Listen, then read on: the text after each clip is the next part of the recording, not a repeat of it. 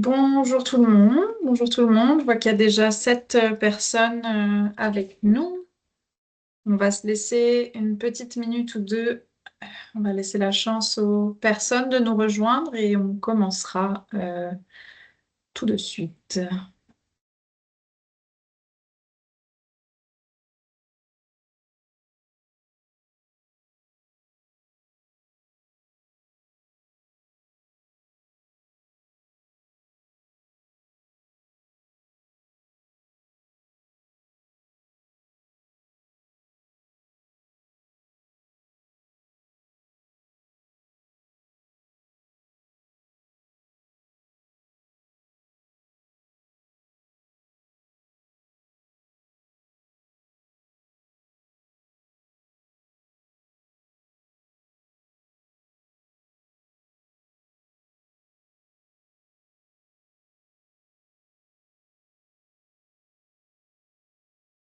Donc on va pouvoir démarrer. On va laisser les personnes rentreront pendant le petit temps de présentation du début. Donc bonjour tout le monde. Mon nom c'est Laura. Je suis chargée de projet à Vélo Québec en charge de l'animation de la communauté de pratique du mouvement Vélo Sympathique. C'est un nom très long à dire. Avant de vous présenter rapidement nos invités aujourd'hui, je passe un petit mot rapide donc, sur qu'est-ce que le mouvement Vélo Sympathique. C'est un programme en fait au sein de Vélo Québec qui est financé par le gouvernement du Québec dans le cadre d'Action Climat Québec. Donc, c'est un programme qui est coordonné par le Fonds d'action québécois pour le développement durable et qui découle du Plan pour une économie verte 2030. Donc, le mouvement Vélo Sympathique, c'est quoi? C'est un programme d'accompagnement pour les organisations, pour les collectivités et pour les campus, pour les aider par rapport à la promotion de la culture vélo dans leur milieu. Ce qui en général est le plus connu des personnes, c'est la certification. Donc, la certification Vélo Sympathique qui vient récompenser les efforts de ces milieux en lien avec la culture vélo. Mais depuis un an, on a étendu les activités du mouvement Vélo Sympathique avec désormais ce qu'on appelle l'Académie Vélo Sympathique, qui est tout un programme entièrement gratuit qui va bénéficier en fait aux milieux qui sont un petit peu plus débutants, qui sont pas encore prêts pour la certification. Donc, on va concrètement leur proposer un diagnostic préliminaire de leur situation en lien avec la mobilité active dans leur milieu, un accompagnement suivi avec de l'aide sur l'établissement de plans d'action, de comités vélo, etc. Puis un catalogue, in fine, de cofinancement sur toute une gamme de produits, des supports à vélo, mais aussi des formations, tout un tas de choses en lien avec les voies de développement de la culture vélo. Et puis, il y a donc aussi la communauté de pratique, ce pourquoi on est ici aujourd'hui. Donc, c'est un peu tous les événements qui vont mettre en lien justement tous ces milieux, qui soient débutants, un peu plus avancés. C'est un endroit où est-ce qu'on apprend, on partage. Il y a des webinaires comme ici aujourd'hui, mais aussi des événements pour des publics plus spécifiques. Donc, toutes ces informations sont sur le site web du mouvement Vélo Sympathique. J'en profite pour dire d'ailleurs que ce webinaire est enregistré et qu'il sera disponible en rediffusion justement sur le site web. Donc aujourd'hui, on est là pour parler du vélo cargo à assistance électrique et son potentiel de transfert modal. Aujourd'hui, on a invité 3 spécialistes justement pour nous parler de ce sujet, aussi bien du côté de la recherche scientifique que dans l'opérationnalisation, c'est un mot compliqué à dire, de solutions concrètes. Donc on va entendre tout d'abord la voix du milieu académique avec Léa Zhao, donc, qui est titulaire d'un bac en sciences de l'environnement de l'Université McGill et qui est co-signataire avec un groupe d'étudiants d'un travail de recherche sur la viabilité des vélos cargo à assistance électrique au Québec, sous la direction du professeur Kevin Manin. Ensuite, on entendra Louis-Philippe Tessier, qui est cofondateur de l'entreprise Mulot, qui propose rien de moins que le premier système de location en libre service de vélo cargo électrique à destination des particuliers, qui est une première au Québec et au Canada. Et puis, On terminera cette rencontre en écoutant Caroline Marie, qui est donc responsable du programme logistique durable à la Coop Carbone et qui sera avec nous pour nous parler des avancées en matière de cyclo-logistique au Québec. Donc, un petit rappel sur la structure de ce webinaire. On va entendre tour à tour nos intervenants pour environ une quinzaine de minutes. Et les questions, donc il s'agit d'un webinaire, donc les questions seront posées, vous pouvez poser vos questions par le biais du clavardage ou de la fonctionnalité Q&R, questions et réponses. Moi, je me permettrai de lire ces questions à haute voix, puis les intervenants répondront. Donc, n'hésitez pas à poser vos questions tout au long des présentations. Il y aura une petite période de questions à la fin de chaque présentation, puis on se reprendra également à la fin du webinaire pour des questions plus générales pour tous les intervenants. J'en profite pour dire que Louis-Philippe sera avec nous jusqu'à 12h55, donc n'hésitez pas tout de suite après sa présentation, si vous avez des questions à lui poser, à le solliciter à ce moment-là. Donc, nous allons commencer par entendre Léa. Donc, Léa est diplômée d'un bachelor de sciences, en sciences de l'environnement de l'Université McGill et elle a réalisé des projets de recherche liés à l'hydrologie et aux enjeux environnementaux, tels que les changements climatiques et la mobilité durable. Dans ce cadre, elle a contribué à une étude intitulée E-Cargo Bike Viability in Québec, en partenariat avec Vélo Québec. Et ces travaux ont donné lieu à une publication dans la revue scientifique Terra, qui s'intitule Assessing the Potential for E-Cargo Bikes to Replace Car Trips in Greater Montreal.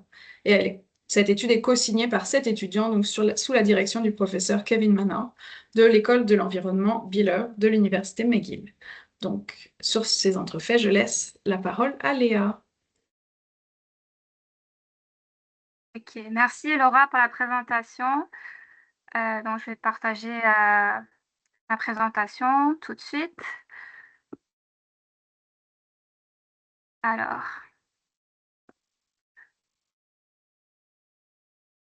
ok. Est-ce que la présentation, elle est bonne? Oui, c'est tout bon. Parfait. Merci.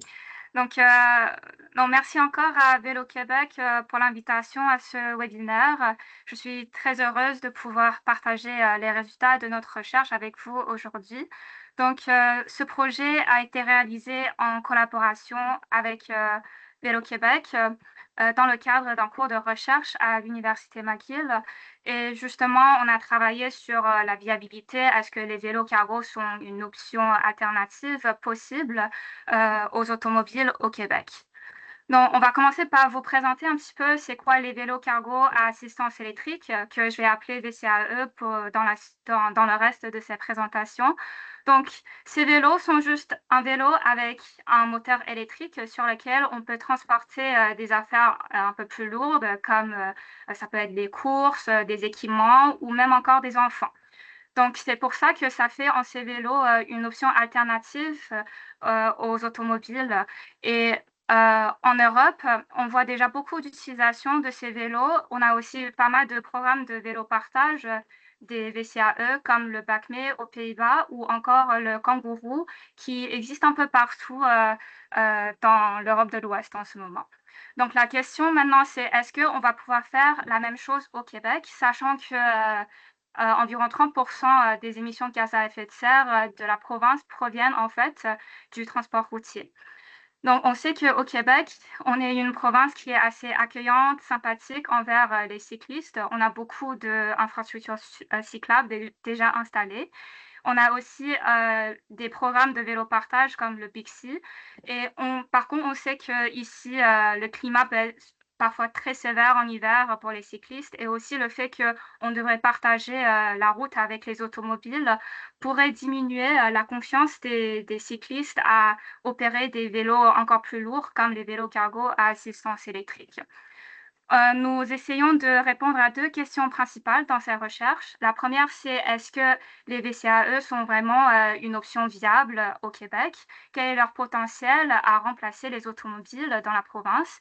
Et deuxièmement, on veut savoir aussi les conditions favorables, enfin les conditions qui vont favoriser l'adoption de ces vélos au Québec. Et je vais vous présenter par la suite les démarches que nous avons prises. Donc, Première chose qu'on a faite, c'est on a analysé les données d'une enquête qui s'appelle l'origine-destination, effectuée par l'ARTM. Donc, si vous la connaissez pas encore, c'est une étude sous forme d'enquête qui est réalisée tous les 5 ans pour enregistrer justement des informations sur les déplacements des résidents du Grand Montréal.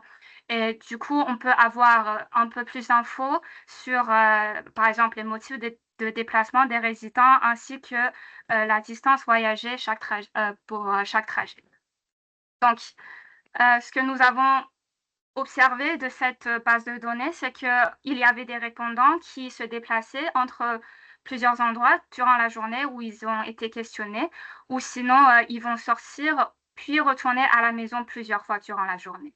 Donc, ce qu'on a décidé de faire, c'est de regrouper les trajets en plusieurs chaînes de trajets, tous finissant par retourner à la maison comme motif de déplacement. Et puis, on va du coup déterminer si la chaîne de trajet pourrait être réalisée sur les VCAE. On a proposé 3 scénarios. Donc, dans le premier, le scénario idéal, c'est très simple. On va juste définir un seuil maximal de distance totale voyagée qui était de 14,4 km. On a choisi ça comme seuil maximum parce que c'est la distance parcourue quotidiennement moyenne sur les VCAE trouvés dans des études précédentes. Et ensuite, on a proposé 2 autres scénarios, le réaliste et l'optimiste, pour que nos résultats soient plus adaptés à la réalité au Grand Montréal. Donc, dans ces 2 scénarios, on va attribuer une distance maximum à chaque motif de déplacement. Et dans une chaîne de déplacement, si on a un seul trajet qui ne satisfait pas aux critères qu'on a attribués, ça va entraîner l'effondrement de toute la chaîne. Donc, tous les trajets sous cette chaîne vont être considérés comme irréalisables sur les VCAE. Alors, euh, la deuxième étape qu'on a prise, c'est on a fait un sondage public pour justement obtenir plus d'opinions sur les VCAE au Québec. Donc, on a mis à peu près 1 mois pour collecter des réponses et le sondage a été distribué dans des groupes cyclistes principalement parce qu'on avait très peu de temps et on veut que ça touche le plus de monde qui pourrait être intéressé possible. Donc, on a aussi quelques objectifs à atteindre à travers ce sondage. On veut savoir un peu plus sur comment les gens se déplacent en général selon les saisons, ainsi que quelques caractéristiques sociodémographiques de nos répondants, pour savoir s'il pourrait y avoir un lien entre ces informations et leur intérêt à adopter des VCAE. On veut également identifier les motivations et les obstacles majeurs à l'adoption des VCAE au Québec, ainsi que l'intention d'achat et la disposition à payer de nos répondants. Donc, on va passer aux résultats maintenant. Première chose de très bonne nouvelle, c'est qu'on a trouvé qu'au Grand Montréal, jusqu'à 46,5% des trajets en automobile pourraient être réalisés sur des VCAE. Quand on compare ça à des statistiques pour les vélos électriques, qui étaient juste de 25%, c'était beaucoup plus élevé. Mais 46%, bon, on sait que c'est sûrement une surestimation de la situation réelle. Donc, il faudrait du coup consulter les résultats de nos 2 autres scénarios pour des estimations plus concrètes. Donc, finalement, on pense qu'environ 30% des déplacements en automobile pourraient être remplacés par des VCAE. Alors, si on regarde un peu aussi les motifs de déplacement des répondants au sondage, on remarque que pour les motifs de visiter des amis, les activités de loisirs, aller chercher quelqu'un et faire du shopping, ce sont des motifs qui disposent de plus grandes proportions de déplacements en automobile qui pourraient être réalisés sur les VCAE. Et je voudrais juste que je vous invite à prendre note de ces 4 motifs pour le moment parce qu'on va expliquer après avec les résultats de sondage pourquoi est-ce que ces motifs sont importants. Donc, on va aussi présenter les résultats de notre sondage. On a eu en tout 150 réponses, dont 81% provenaient de la région du Grand Montréal. 59% de nos répondants ont des enfants de moins de 12 ans dans leur ménage et on avait 73% de répondants qui ne possédaient pas de vélo cargo à assistance électrique. Et dans ces 73%, on avait seulement 20% qui n'ont jamais entendu parler des VCAE avant de répondre au sondage, ce qui est de très bonnes nouvelles. Mais par contre, puisqu'on a visé spécifiquement groupes cyclistes. Quand on a distribué le sondage, ça pourrait peut-être expliquer pourquoi on a un pourcentage aussi peu élevé. Et donc, quand on a fait l'analyse de l'enquête origine-destination, ce que nous avons remarqué que c'est pour les répondants entre 30 à 39 ou 40 à 49 ans, ils ont effectué plus de trajets pouvant être réalisés sur les VCAE que les d'autres groupes d'âge. Justement, quand on examine les résultats de notre sondage, on avait remarqué aussi que pour la tranche d'âge de 30 à 39 ans, c'est la tranche dans laquelle on retrouve le plus des répondants qui sont intéressés à acheter un VCAE. Alors pourquoi est-ce que ça c'est le cas? On pense qu'il y a vraiment une grande influence provenant de la part de leur structure de ménage. On a observé que pour les répondants qui indiquent avoir des enfants de moins de 12 ans dans leur ménage, ils ont un plus grand intérêt, même un intérêt beaucoup plus fort à acheter un VCAE que ceux qui n'en ont pas, des enfants de moins de 12 ans dans leur ménage. Et justement, ça c'est parce que pour les familles, enfin les ménages avec des enfants, ils vont pouvoir réaliser plus de trajets automobiles qui pourraient être remplacés sur les VCAE. Et si on revient un petit peu sur les motifs de déplacement avec le plus grand potentiel de report modal, comme aller chercher les enfants ou faire du shopping, ce sont souvent des motifs de déplacement très liés avec les structures des ménages de nos répondants. Et si on s'investit un petit peu aussi dans la différence d'opinion des genres hommes-femmes, on remarque que les femmes, en général, ont un petit peu plus d'intérêt que les hommes à acheter des vélos cargo électriques. Peut-être c'est parce qu'elles sont plus associées avec les rôles de aller chercher les enfants ou faire des courses pour la famille que les hommes. Mais par contre, on observe aussi qu'elles ont aussi un peu plus de désaccordance avec un intérêt à acheter ces vélos. Peut-être c'est parce qu'elles se trouvent avec moins de capacité physique ou sinon elles n'ont pas assez confiance de rouler sur ces vélos quand les vélos devraient partager la route avec les automobiles. Donc ça, il faudrait des méthodes pour encourager les femmes aussi à adopter les VCAE. Alors, on va aussi examiner les motivations à adoption. Donc là, ici, c'est les motivations parmi les répondants qui possédaient déjà un VCAE. Pour eux, les raisons d'adoption principales étaient le prix d'achat et d'entretien plus bas comparé aux automobiles, un impact sur l'environnement plus réduit et l'utilité à transporter des enfants et des équipements lourds.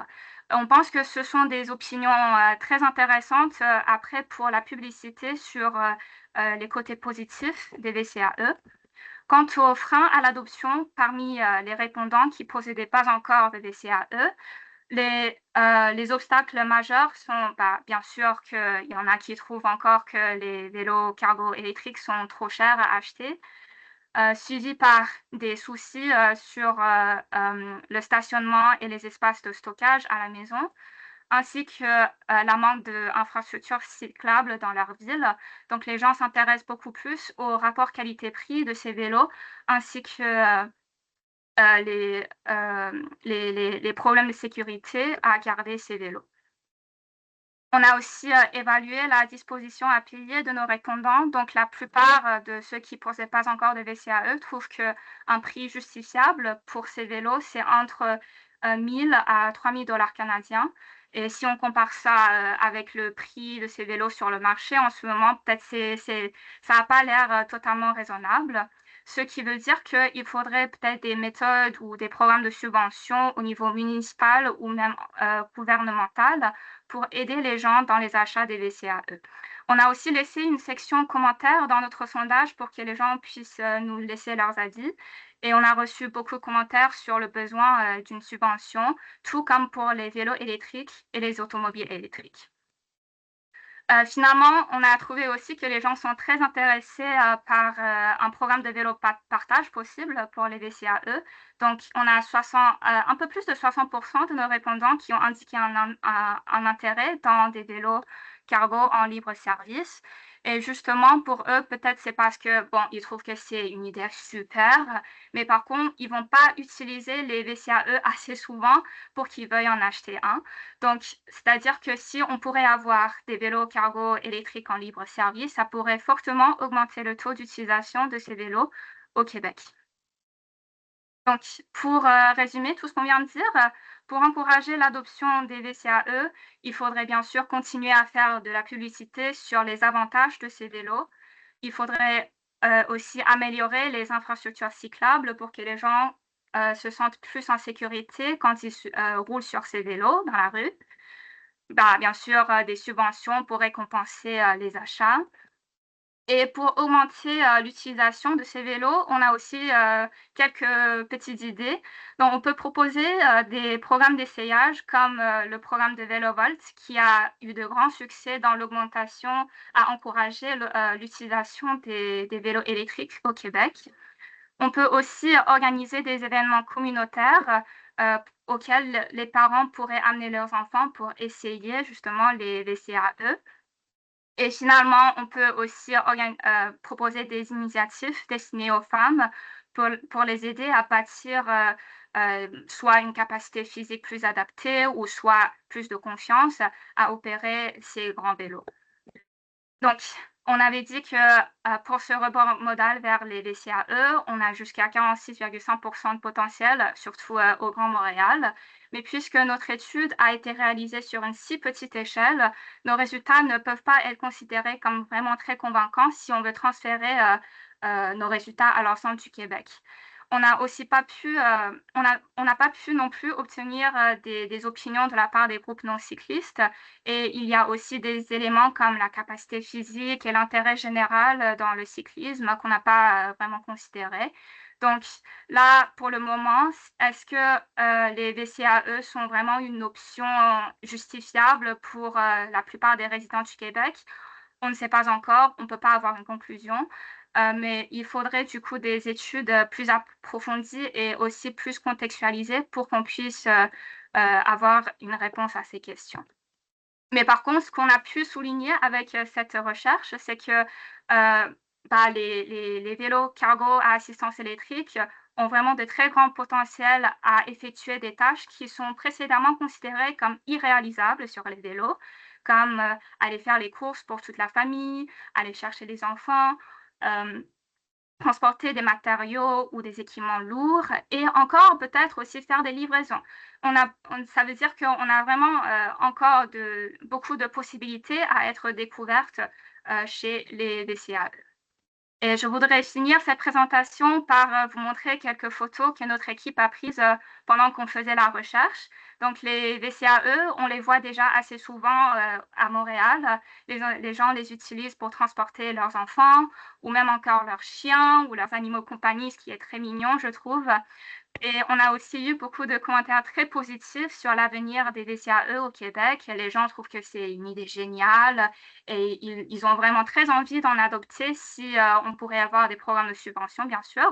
Donc, avec toutes ces attitudes positives, j'ai de fortes confiance dans la viabilité des vélos cargo électriques au Québec. Merci de votre attention et au nom de notre équipe, on voudrait remercier encore Vélo Québec pour cette belle opportunité de collaboration et aussi nos professeurs, M. Kevin Monroe, pour son soutien tout au long de ce projet. Merci et je reste disponible à toute question possible. Merci beaucoup Léa pour cette présentation très éclairante. C'est une belle introduction, je trouve, à nos deux prochains présentateurs, présentatrices. C'est intéressant de voir que à la fois la plus grande motivation puis le plus grand frein à l'adoption des VCAE, c'est l'argument financier en fait. Donc pour certaines personnes, finalement, c'est vraiment avantageux d'un point de vue financier. Pour certaines personnes, ça représente un coût. Moi, ce qui me questionne là-dedans, c'est, je pense pas que ça n'a pas été mentionné, mais est-ce que les répondants au sondage étaient interrogés sur le fait qu'ils possédaient ou non une auto? Oui, on a mis des questions, enfin on leur a laissé le choix sur les types de véhicules qu'ils possédaient à la maison. Donc ça Ok. inclut les automobiles, les vélos conventionnels et les vélos cargo, électriques ou non. Ok. Donc, on leur a donné des suites de questions différentes, en fait, selon leur choix, surtout basées sur est-ce qu'ils possédaient des vélos cargo électriques ou non. Ok. Sur souvent un prix qu'on pourrait trouver exorbitant, ou un engagement financier qu'on pourrait trouver exorbitant pour un vélo cargo, finalement, on se rend compte que c'est ce prix-là, voire même de façon exponentielle, qu'on va dépenser pour notre auto dans la vie. Mhm. Je vois qu'il n'y a pas de questions pour l'instant. Je propose qu'on enchaîne parce qu'il est déjà 12h26, puis on prendra les questions par la suite ou à la fin sans souci.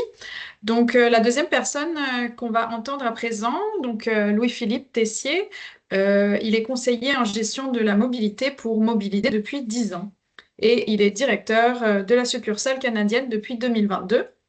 Et par ailleurs, il est co-responsable des événements chez les jeunes professionnels en mobilité de Montréal depuis 2024. Et depuis 2025, il est le cofondateur et président donc, de Mulot, qui est le premier système de location en libre service de vélos cargo électriques pour le grand public au Québec et au Canada. Et il dit lui-même être heureux propriétaire d'un vélo cargo Muli depuis 2021 et fervent cycliste utilitaire depuis plus de 15 ans. Donc on a bien hâte d'entendre les résultats en fait du projet pilote qui a été conduit à Montréal dans l'arrondissement Rosemont, la petite patrie du projet Mulot. Donc Louis-Philippe, la parole est à toi. Merci beaucoup, Laura. Je partage aussi mon écran. Faites juste me dire quand vous le voyez. C'est C'est bon? bon. Ouais. Excellent. Donc oui, merci déjà pour l'invitation en fait aujourd'hui. Laura l'a déjà super bien fait, mais moi c'est Louis-Philippe, je suis un des cofondateurs de Milo Vélo Cargo. On est trois cofondateurs en fait qui se sont lancés un petit peu dans une aventure un peu, disons un petit peu folle là, jusqu'à un certain point à la fin 2024 où est-ce qu'on s'est dit qu'on allait fonder une EBNL pour lancer le premier service de location libre-service de vélo cargo électrique à Montréal, au Canada. Donc, aujourd'hui, moi, ce que j'ai à vous présenter, c'est un petit peu le bilan du pilote qu'on a fait l'année passée, en 2025, et puis vous donner un petit peu quelques pistes pour l'été 2026, parce que oui, on va reconduire en fait l'expérience cette année sous une forme similaire, mais en même temps différente, une forme qui va être améliorée. Donc, on espère en fait que ça aura du beau succès. Donc, pour revenir un petit peu en fait sur qui on est un OBNL qui a été fondé fin 2024. On voulait lancer en fait notre système dès 2024, mais malheureusement en fait pour plusieurs raisons ça n'a pas fonctionné. Donc, on a repoussé à 2025 et puis finalement on est les deuxièmes en Amérique du Nord à lancer un système de cette sorte-là. Donc, vraiment en fait nous on s'est lancé dans cette aventure parce que déjà, on adore la mobilité durable depuis plusieurs années. On est des fervents utilisateurs aussi de vélos cargo au niveau personnel. Moi, j'en ai un en fait depuis 2021. Michael en a un aussi depuis longtemps. On s'est rencontrés en 2017 et puis on était déjà des fans en fait de vélos cargo. Et puis, justement, on est parti d'un constat en fait que il y avait un manque à Montréal et puis je pense que Léa en fait l'a super bien illustré. On est parti de trois constats. Le premier en fait c'est que le vélo cargo ça coûte cher. C'est quand même un type de vélo qui peut coûter facilement dans les 3 000, 4 000, 5 000 et 10 000 dollars, même plus des fois selon le modèle. Donc c'est quand même un investissement assez conséquent, surtout lorsqu'on n'est pas certain, lorsqu'on ne connaît pas trop le système, comment est-ce que ça s'utilise, ça peut être ça peut faire un petit peu peur. La deuxième chose, le deuxième constat, c'était que justement, un vélo cargo, ça prend beaucoup d'espace, que ce soit à deux roues, à trois roues. Vivre en ville, qu'on soit au premier, deuxième, troisième étage, on peut difficilement prendre un vélo cargo sur son épaule puis le monter à l'étage, le stocker à l'intérieur d'un appartement. C'est beaucoup plus encombrant. Puis en plus de ça, un vélo qui coûte ce montant-là, le laisser sur la rue attaché, ça peut faire un petit peu peur, en fait, pour le vol. Et puis, la troisième chose, en fait, c'est que on a constaté aussi qu'à Montréal, on était pas mal choyé dans les services de location qui étaient disponibles. On a Communauto, en fait, qui existe depuis plusieurs années, qui nous permet, en fait, de pouvoir transporter des charges lourdes à différents endroits sur des plus grandes distances. Puis d'un autre côté, on a Bixi aussi, qui existe depuis plusieurs années, un super bon système de vélo en libre service qui nous permet, en fait, de pouvoir facilement se rendre à des endroits sur de courtes distances. C'est super agile, il y a des bornes partout, il y a maintenant des vélos électriques. Donc, on voulait en fait apporter une solution qui était un petit peu au milieu de ces deux alternatives. Donc, on a lancé Mulot Vélo Cargo. Donc, aujourd'hui, en fait, Mulot, qu'est-ce que c'est? On offre des vélos cargo électriques de haute qualité. Donc, c'est des vélos à 3 roues. Vous allez voir des images dans un instant. 3 roues qui permettent de transporter 150 kg de charge, donc facilement 2 enfants, des courses. On peut transporter aussi ses animaux de compagnie si on souhaite, des chiens, chats ou autre animal de compagnie. On a décidé en 2025 aussi de rendre disponibles des vélos cargo au cœur des communautés, donc vraiment dans les endroits où est-ce qu'il y avait beaucoup de personnes qui passaient, des fortes affluences, et spécifiquement en collaboration avec des commerces locaux, principalement des cafés, mais aussi une épicerie zéro déchet. Et donc, on a travaillé avec eux, en fait, pour pouvoir lancer le projet pilote de 2025, et eux nous aidaient à recharger et installer les batteries le matin et le soir. Et nous, on s'occupait, en fait, du reste du système. Une autre particularité, en fait, c'est que notre système, il est de A à A, c'est-à-dire qu'il faut emprunter un vélo d'un point A, aller faire sa course ou aller faire son déplacement, puis le ramener au même point. Ça peut paraître un petit peu fastidieux, un petit peu frustrant, mais la raison, en fait, c'est que ça augmente la fiabilité du système ou la prédiction, en fait, qu'il va y avoir un vélo à un emplacement fixe. On a aujourd'hui, par exemple, Bixi, l'année passée, qui a lancé ses charrettes, qui est une super bonne solution si on veut transporter du matériel, puis si on veut l'accrocher après notre Bixi ou après notre vélo. Mais par contre, on ne peut pas garantir en fait qu'il y ait une charrette ou une remorque à notre borne Bixi à proximité de notre lieu de domicile. Donc, dans notre cas, en fait, on garantit qu'il y a toujours un vélo cargo à proximité des gens, puis qu'il y ait toujours une disponibilité. Et puis, finalement, en fait, c'est aussi un transport qui est adapté aux familles. Donc, on a choisi un modèle avec des sièges qui sont intégrés, des ceintures de sécurité. Donc, les familles peuvent facilement transporter leurs enfants pour aller faire des balades, profiter des parcs, aller visiter le parc à chiens si on veut y aller avec son chien, aller faire des excursions, etc. Et puis, on a essayé, dans la mesure du possible, de pouvoir avoir un coût qui était abordable. Donc, encore une fois, essayer de se situer entre Bixi et puis Communauto pour que ce soit suffisamment attractif pour une plus grande partie des gens.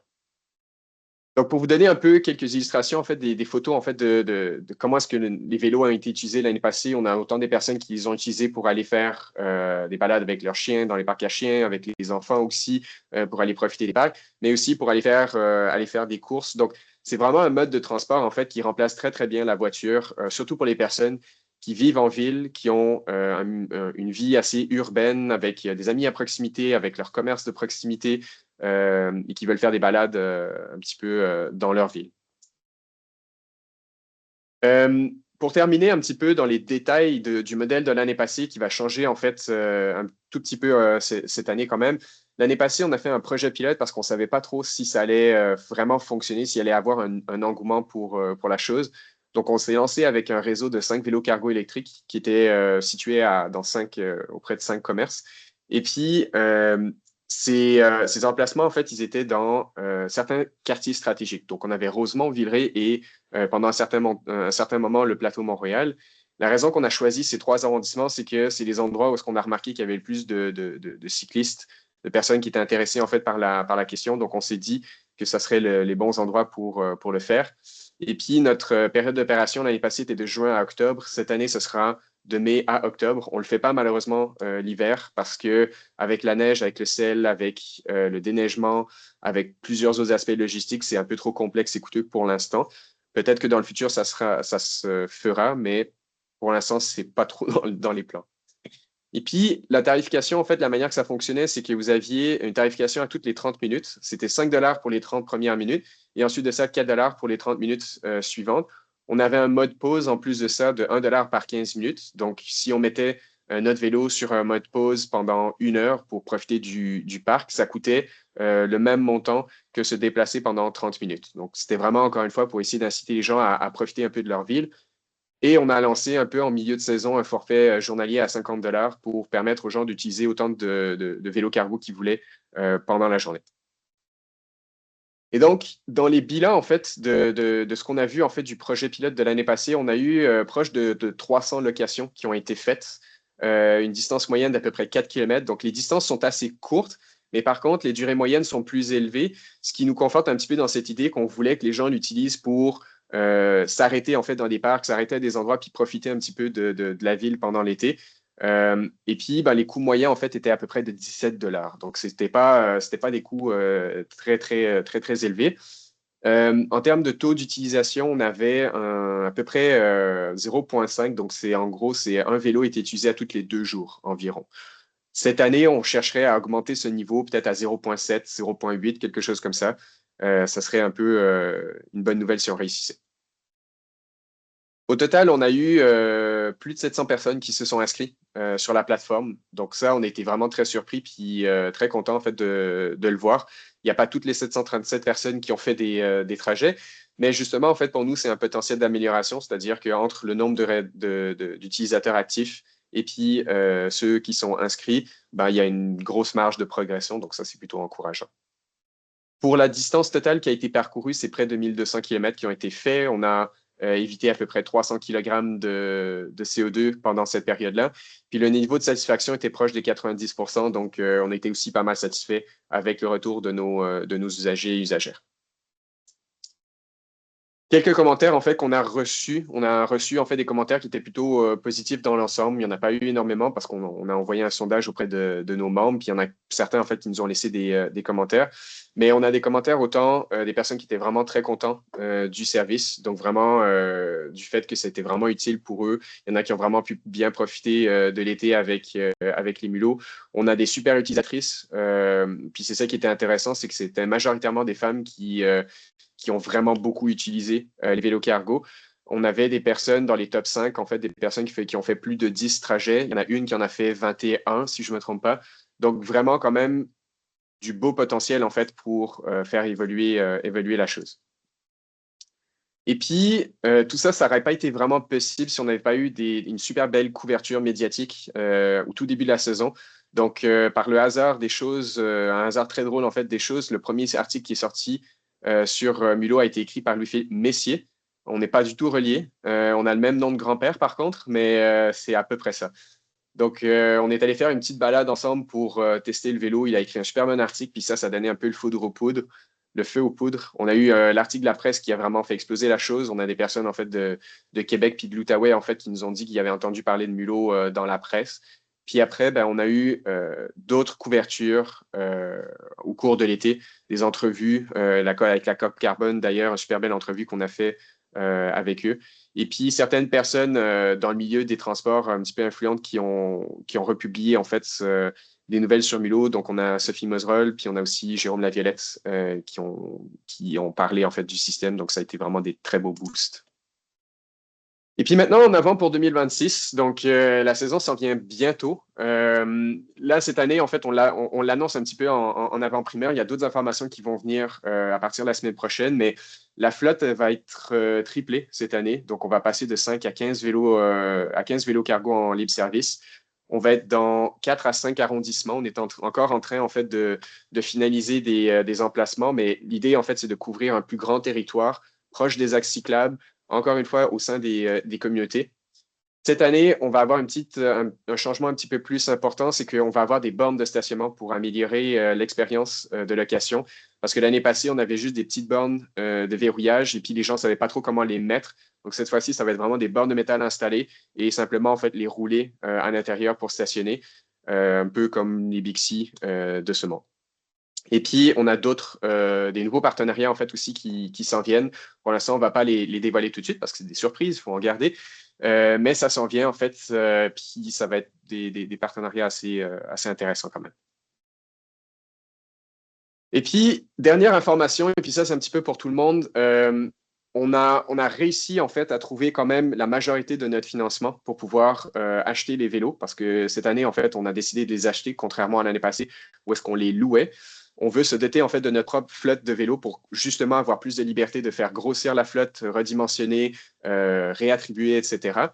On a la majorité en fait de notre financement, mais on a quand même décidé de lancer une campagne de sociofinancement via la plateforme de la ruche pour essayer en fait de nous aider justement à financer certains aspects. Donc, il y a certains équipements technologiques qu'on a besoin d'acheter pour pouvoir suivre les vélos. On a aussi besoin en fait d'embaucher des nouvelles personnes en fait cette année pour nous aider avec la gestion de la flotte, pour nous aider avec les réseaux sociaux, etc. Et donc, on lance cette campagne le 2 mars, donc c'est tout bientôt. Et puis, l'idée, en fait, c'est de pouvoir capitaliser un petit peu plus sur notre réseau de personnes qui nous soutiennent pour pouvoir y arriver. Donc, si ça vous intéresse, vous pouvez scanner le code QR qui est juste là, ça vous redirige vers notre compte Instagram. Et puis, ce sera là, en fait, principalement, qu'on publiera les informations par rapport à cette campagne de la ruche. On est aussi sur Blue Sky et puis LinkedIn si éventuellement ça vous intéresse de nous suivre sur ces plateformes-là. Donc, ça conclut un petit peu ce que j'avais à dire. Donc, merci encore pour l'écoute. S'il y a des questions, moi, je suis ouvert à en discuter. Et puis, sinon, ben, peut-être qu'on se verra cet été sur un mulot. Merci beaucoup. Merci beaucoup, Louis-Philippe. Bah, félicitations pour ces beaux résultats en 2025. Puis vraiment, on vous souhaite tout le meilleur pour 2026. On a bien de continuer à voir comment Mulot va se développer puis se répandre à Montréal et peut-être ailleurs un jour, qui sait. J'ai une petite question dans le clavardage par Caroline Briand, ou Brienne, excusez-moi, je ne sais pas comment prononcer votre nom. Donc bravo pour votre beau projet. Petite question pointue, comment se passe la cohabitation / concurrence avec Locomotion, un autre OSBL qui offre un service semblable depuis 2018 à Rosemont, Petite Patrie et un peu partout maintenant au Québec? C'est une super bonne question, en fait. Déjà, avec Locomotion, en fait, on se considère, disons, plutôt comme des conculègues, si on peut dire comme ça. Donc, concurrents, collègues, dans le sens qu'on veut évidemment, en fait, chacun de notre côté, ben, promouvoir l'utilisation du vélo cargo. Je pense que c'est un peu le but commun de chacune d'entre nous. Et puis, ben, avec Locomotion, en fait, c'est qu'on offre en fait deux systèmes qui sont légèrement différents quand même. Locomotion, qui, c'est vrai, en fait, existe depuis plusieurs années. Ils proposaient en fait déjà des remorques et puis des vélos cargo à disposition. Par contre, à la différence en fait de Locomotion, qui eux proposaient en fait ce service en fait dans des quartiers vraiment bien spécifiques, c'était vraiment un service entre voisins de partage très communautaire, donc une bonne chose. Nous, on propose plutôt en fait un service, une plateforme vraiment libre service. Donc, n'importe qui habite à Montréal ou n'habite pas à Montréal peut simplement télécharger notre application et puis commencer à utiliser nos vélos. Cette année, Locomotion, ben en fait, l'année passée, Locomotion a aussi lancé une autre initiative de vélo cargo en collaboration avec des espaces, des institutions publiques, si je ne me trompe pas. Donc là, je suis en train de faire un petit peu de publicité pour eux, mais ce n'est pas une mauvaise chose. Et puis, je ne sais pas en fait sous quelle forme est-ce que ça a pris en fait par la suite. Donc, ça vaudrait la peine en fait d'explorer les deux solutions puis de voir qu'est-ce qui répond un petit peu à vos besoins. Et puis voilà, nous on est un EBNL en fait. On est un EBNL comme eux en fait. Puis je pense qu'on cherche un petit peu à atteindre le même objectif. Je peux répondre directement à l'autre question? Oui, j'étais en train de parler, mais mon micro était fermé. Je vais les prendre dans l'ordre. Donc, il y avait Magali en premier. Avez-vous eu beaucoup de problèmes de vandalisme? Il semble que la plupart des opérateurs de vélo-partage attendent des vélos plus résistants que ceux destinés aux consommateurs. Très bonne question, Magali, merci. On a eu une occasion et demie, en fait, disons. Au tout début de la saison, il y a un camion, en fait, un camion ou une voiture qui a reculé dans une borne de stationnement. On l'a réparé, ça a été fini. Et en milieu de saison, en fait, malheureusement, on a quand même eu un des vélos qui a été volé, endommagé 2 fois. Ce qui a été majoritairement endommagé, c'est les cadenas et puis les câbles qui relient au moteur. Donc, on a pu les remplacer. Ça a coûté quand même un certain montant d'argent, quelques centaines de dollars. Mais le vélo en tant que tel, en fait, était correct. Donc, il a été évidemment amoché sur le cadre, mais il pouvait encore rouler. On a changé aussi la roue la deuxième fois parce que ça a été amoché. Mais sinon, on n'a pas eu de vandalisme. Même, en fait, que moi, je m'attendais aussi à ce que dans les espaces de chargement, les gens laissent des poubelles ou des trucs comme ça. Puis c'est arrivé sur l'été, c'est peut-être arrivé 1 ou 2 ou 3 fois à peu près, gros maximum. Donc, dans l'ensemble, en fait, moi, j'étais vraiment très surpris, malgré l'expérience de vandalisme, parce que les gens, je pense qu'on été assez respectueux, puis ça s'est quand même assez bien passé. Je trouve que c'est une bonne indication en fait de la confiance qu'on peut donner envers le public aussi des fois. Malgré en fait peut-être les mauvaises nouvelles qu'on voit là, ça vaut la peine d'y croire quand même. Merci. Une autre question de Stéphane Peavers dans le chat. Utilisez-vous Transit comme application, comme Bixi, Communauto, etc. Puis 2 questions en une. Avec quelle méthode quelle méthode de calcul vous avez utilisée pour le CO2 évité?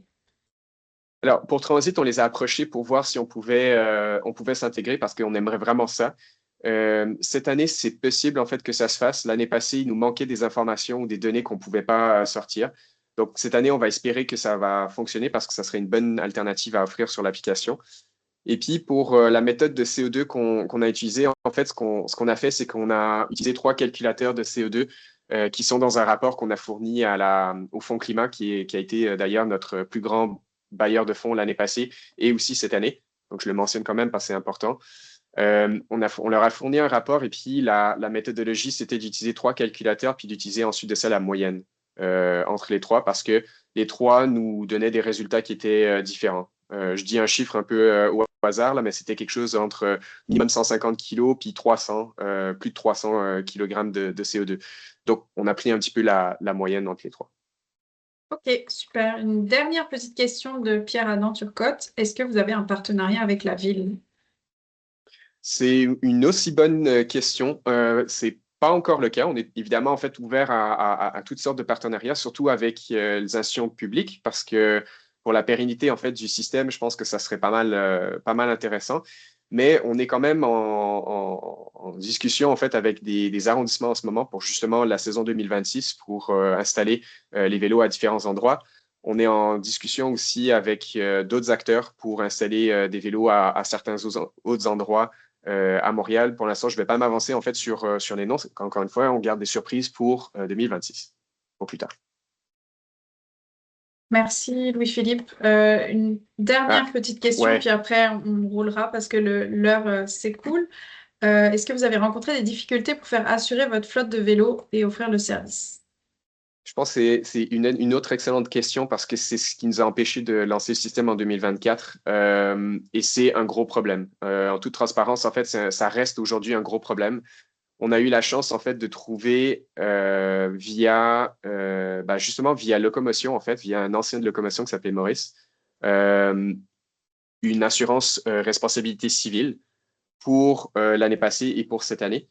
Pour la responsabilité, pour l'assurance en fait du matériel, l'année passée, on ne l'avait pas, donc on s'est auto-assuré nous-mêmes avec nos propres fonds. Et puis cette année, en fait, il y a une chance qu'on en ait trouvé juste un seul. Donc c'est encore un gros problème. Et puis il y a beaucoup de choses qui devraient être faites autour de ça, clairement. Merci beaucoup Louis-Philippe. Merci aussi pour toutes les Merci aussi. questions. C'était vraiment intéressant de voir que le sujet suscite beaucoup d'intérêt. Donc, sans plus tarder, je passerai maintenant la parole à Caroline Marie. Donc, Caroline est titulaire d'un MBA spécialisé en responsabilité sociale de l'entreprise et elle a travaillé à la direction développement durable de Michelin et Moving On Lab, entre autres. Et elle a rejoint en février 2021 la Coop Carbone pour travailler sur les projets de mobilité durable, autant des personnes que des marchandises. Et ainsi, Caroline a lancé le projet de certification de la livraison durable et travaille sur la pérennisation du modèle d'affaires des espaces logistiques urbaines à partir de l'expérience Colibri-Iberville, dont on va entendre parler juste après. Elle est l'auteure de plusieurs études sur l'impact du commerce en ligne, la livraison durable ou les espaces de logistique urbaine, ainsi que le livre blanc de la cyclo-logistique qui est tout juste sorti. Donc Caroline, je te laisse la parole. Bonjour et merci pour l'invitation. Donc, je vais parler du développement de la cyclo-logistique au Québec. On parle là de l'usage professionnel en fait du vélo cargo pour transporter des marchandises. D'abord, rapidement, qui est la Coop Carbone? On est une coopérative de solidarité sans but lucratif et on vise à lutter contre les changements climatiques par des projets collaboratifs. Et le mot important, c'est collaboratif dans tout ça, parce que on tâche toujours de répondre à des besoins de l'écosystème pour avancer dans nos projets. Euh, pour, pour poser la table, en fait, je vais faire un petit zoom sur les impacts en fait de la logistique urbaine et particulièrement de la livraison à domicile. La livraison à domicile a doublé entre 2017 et 2023 et ça met encore plus de pression sur sur la ville, sur la communauté, avec l'augmentation des émissions de gaz à effet de serre et des polluants. La congestion et les entraves à la circulation, mais c'est aussi un accroissement des risques et des accidents qui sont liés aux camions, une usure plus prononcée des infrastructures puisque les véhicules sont plus lourds et des pollutions sonores et visuelles. On a fait une synthèse de plusieurs études d'analyse de coûts et on constate que c'est à peu près 80 cents du kilomètre qui sont payés en fait par la collectivité pour avoir des marchandises en ville. Donc, les conditions d'opération changent, à la fois parce qu'il y a une volonté des pouvoirs publics de faire changer les choses, et puis d'autres qui sont, on va dire, naturelles, liées à l'augmentation des flux. Donc, on va avoir des décisions qui vont aller sur des rues partagées, des rues piétonnes, qui sont à l'année longue ou saisonnières. On a des nouvelles normes sur les véhicules qui s'en viennent. On essaie de tester d'autres manières de livrer pour éviter la congestion comme la livraison de nuit, mais ça se passe pas facilement parce qu'il faut démontrer que c'est silencieux. Et puis, bien sûr, là, c'est surtout un petit clin d'œil aux Montréalais, mais les travaux, ça impacte énormément la journée de travail d'un livreur.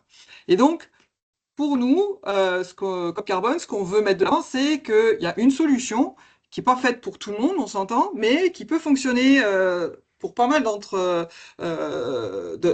eux, pour les logisticiens, c'est la cyclogistique. Donc là, il y a à peu près toutes les photos sont prises au Québec.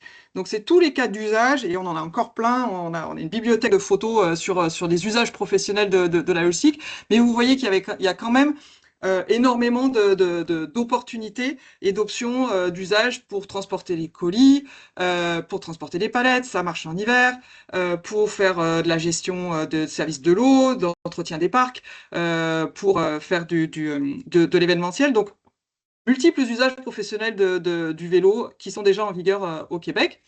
Et là, c'est pas tellement pour le ratio sur les externalités, mais c'est en clin d'œil à l'étude que présentait Léa. Nous, on s'est dit, si on transférait juste 10% des livraisons urbaines sur des vélos cargo, on pourrait réduire de 25 tonnes équivalent CO2 par jour à Montréal, rien qu'à Montréal. Donc le levier est quand même assez puissant si on met les choses en place. Pour mettre les choses en place, il faut démontrer que le vélo est performant. Donc en ville, on n'a pas trop de soucis à démontrer que la vitesse moyenne, elle est équivalente à celle d'une vanne. En Europe, c'est plus rapide, hein. Donc là, on a des chiffres pour le Québec, c'est pareil, le vélo cargo et la vanne, et c'est plus efficace. On a plus d'arrêts à l'heure pour à peu près 25%, 15 à 25% d'arrêts à l'heure en plus pour le vélo cargo, mais le vélo cargo a un rayon d'action qui est limité forcément. Si on veut être efficace, il ne faut pas perdre du temps à faire des courses d'accès.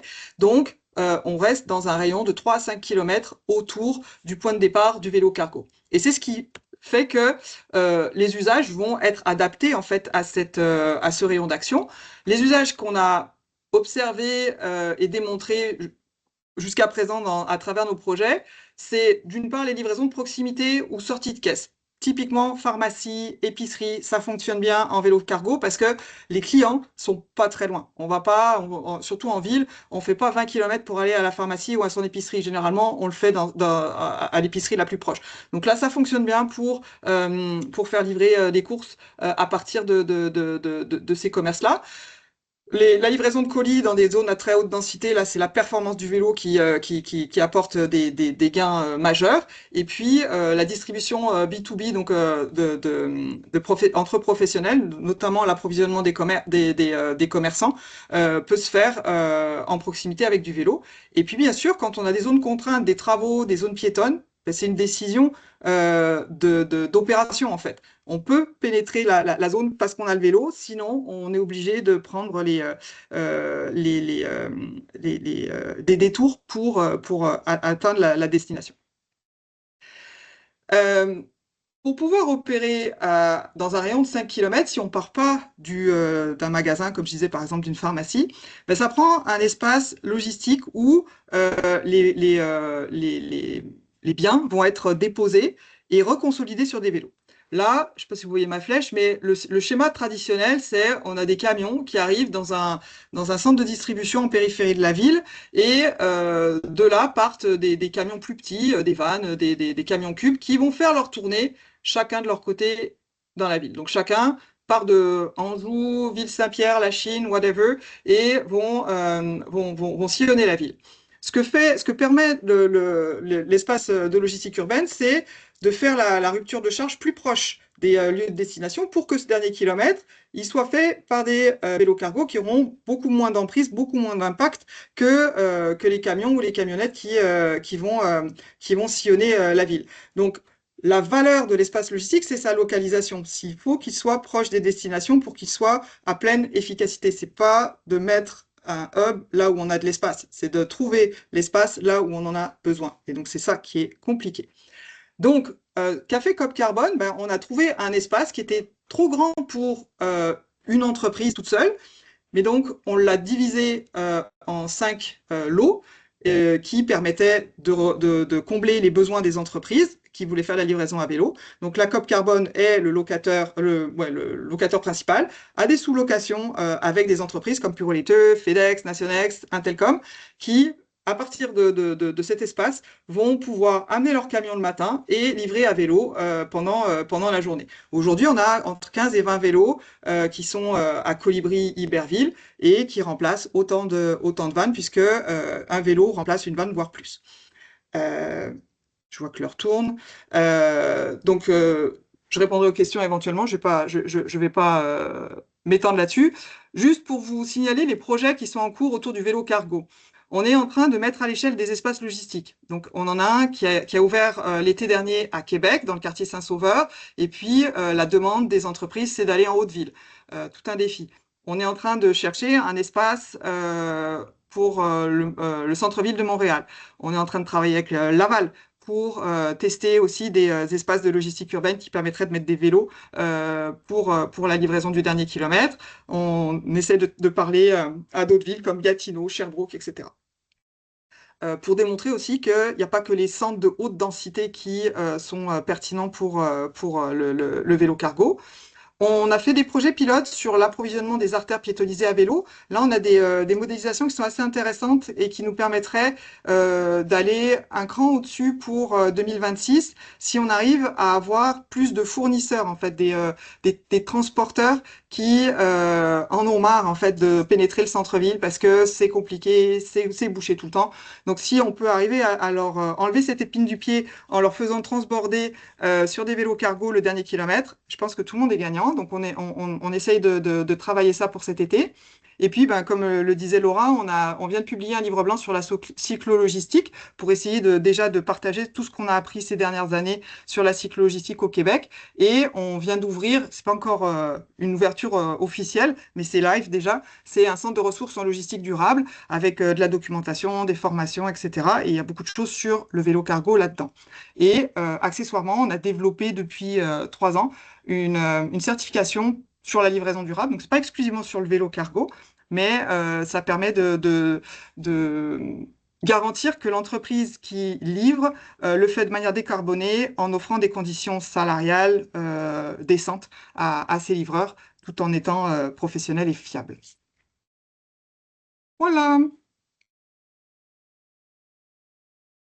C'est bon? J'ai Merci respecté. beaucoup, Caroline. Oui, merci d'avoir joué un peu le marathon sur ce coup-là pour rester dans les temps. Il va nous rester un petit temps de questions rapides. Donc, comme je l'annonçais un peu plus tôt, hein, Louis-Philippe a dû partir. Donc, si vous avez des questions pour Caroline ou même pour Léa, c'est le moment. Puis, je mets à l'écran les ressources associées aux différentes présentations que vous avez eues. Donc, n'hésitez pas à cliquer directement sur les liens. Vous pouvez ici trouver le lien direct vers le livre blanc de la cyclogistique que vient de mentionner Caroline, ou même la bibliothèque de ressources qui est en train de se développer. Donc, à vos questions, il nous reste, on dépasse légèrement, mais on va laisser encore 2-3 minutes pour des questions, si il y en a.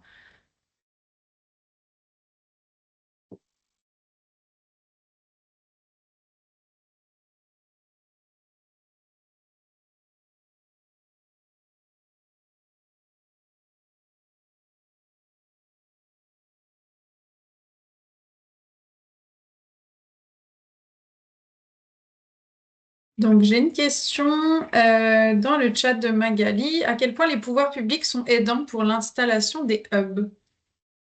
C'est critique parce que ce que fait COP Carbone, c'est, euh, comme je disais, de prendre un espace euh, qui peut répondre à plusieurs besoins, mais sauf que les entreprises sont généralement pas prêtes en même temps.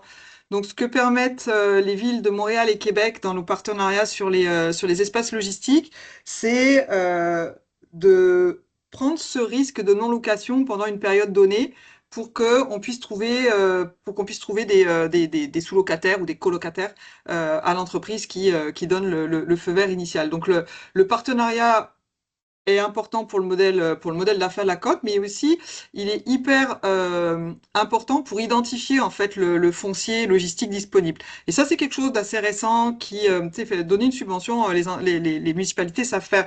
Par contre, intégrer l'enjeu logistique dans la planification, identifier le foncier qui pourrait être disponible pour des espaces logistiques, ça c'est nouveau. Et donc, on travaille ensemble sur cette question. Là, on est en plein dedans à Montréal là, pour ouvrir un deuxième hub en centre-ville. Mais le partenariat, il est déterminant pour que ça fonctionne. Merci Caroline. Le temps de voir si d'autres questions émergent, j'en profite pour présenter les prochaines activités de la communauté de pratique. Donc, nous avions eu il y a 2 semaines un webinaire Préparer la belle saison. Donc, vous avez directement le lien de visionnement si vous souhaitez le revoir. Puis, dans un peu plus d'un mois, dans un mois tout juste, en fait, on aura un webinaire spécial pour le mois du vélo, donc qui s'en vient au mois de mai. Et puis, pour les événements plutôt en personne, on a un événement plutôt dédié au campus post-secondaire. Donc, le rendez-vous campus à vélo qui se tiendra à Québec le 28 avril. Et cette fois-ci, plus au niveau des collectivités, le prochain colloque de Vélo Québec qui se tiendra en octobre prochain. Je vois qu'il n'y a pas eu de questions entre-temps, donc on va s'arrêter ici avec 2 petites minutes de... Ah, si, une dernière question. Est-ce qu'on va avoir accès à la présentation d'aujourd'hui? Oui, tout à fait. Le webinaire va être publié sous peu, puis disponible sur le lien sur le site web du mouvement Vélo Sympathique et également envoyé à toutes les personnes inscrites au webinaire d'aujourd'hui. Ah, si j'avais une question, excusez, elles sont arrivées les deux en même temps. Quel est l'impact de l'hiver sur la livraison en vélo cargo à assistance électrique? Ça doit être pour Caroline. C'est toujours la première question qu'on nous pose. Donc, généralement, quand on fait nos présentations auprès des entreprises, on dit ça marche 4 saisons. Donc, il y a pas d'impact de l'hiver. Il n'y a pas de différence en fait d'impact de l'hiver sur les opérations à vélo par rapport à celles que rencontreraient les vannes. C'est-à-dire que il y a de la neige, ça ralentit un peu toutes les activités, mais ça nécessite de s'adapter. Ça veut dire que les entreprises, elles doivent pas seulement acheter un vélo, mais elles doivent aussi préparer, acheter les équipements pour les livreurs. Il faut changer les pneus. Enfin, tout ce que vous savez sur le vélo d'hiver, mais ça prend une dimension encore plus importante pour la livraison à vélo parce que les personnes sont 4 à 6 heures dehors dans la journée. Donc, il faut qu'elles soient bien équipées. Mais ça ne nuit pas aux activités. Mais merci beaucoup. Merci encore infiniment à vous deux. Donc, Louis-Philippe est parti. Merci Léa et merci Caroline d'avoir pris ce Merci. temps-là avec nous. Et puis, à tout le monde, merci aussi d'avoir été présent avec nous pour ce webinaire. Bonne journée à tout le monde et à la prochaine. Au revoir. Au revoir.